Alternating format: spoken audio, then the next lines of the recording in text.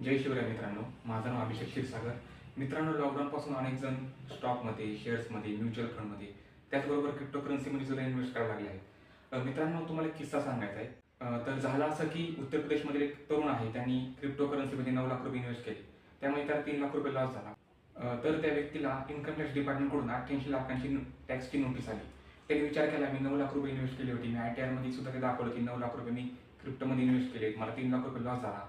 पण 88 लाख रुपयांची नोटीस आली कसं काय? तर त्याने एक अशी चूक केली जी सामान्य जे क्रिप्टोकरन्सीमध्ये ट्रेड करणारे, इन्व्हेस्ट करणारे लोक आहेत ते सुद्धा करतात. तर त्याने जे 9 लाख अमाऊंटवर जी त्यांनी इन्व्हेस्टमेंट केली, जे ट्रेड केले, त्याचं टोटल व्हॉल्यूम आहे 88 लाख रुपये झाला. म्हणजे झालं असं की त्याने जे 9 लाख रुपये इन्व्हेस्ट केले होते, तर त्याचे काही त्यांनी क्रिप्टोकरन्सीज खरेदी केली, तर त्याला लॉस झाला. त्यांनी ती विकले, त्यांनी परत दुसरी क्रिप्टोकरन्सी खरेदी केली, त्यात लॉस झाला, ते विकले, त्यांनी परत दुसरे क्रिप्टोकरन्सी खरेदी केली. तर झालं असं की जी टोटल जी व्हॉल्यूम आहे, जी सम आहे, ती 88 लाखापर्यंत पोहोचली.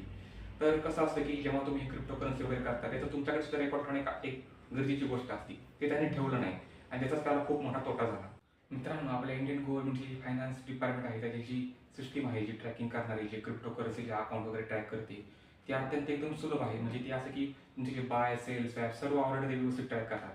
पण त्याची एक गोष्ट अशी आहे की तुम्ही सुद्धा तुमचे जे बाय, सेल, स्वॅप ह्याच्या ऑर्डर ज्या तुम्ही टाकता किंवा जे तुम्ही इन्व्हेस्ट करता, ट्रेड करता, ह्याचे रेकॉर्ड तुम्ही सुद्धा ठेवणं हे अत्यंत गरजेचं आहे. करन्सीसाठी ITR फाईल करण्याची शेवटची तारीख ही 31 जुलै आहे. तुम्ही तुमच्या क्रिप्टोकरन्सीसाठी ITR फाईल केला आहे का? जर नसेल केला तर तुम्ही 31 जुलैपर्यंत नक्की करा. Stay safe, stay healthy.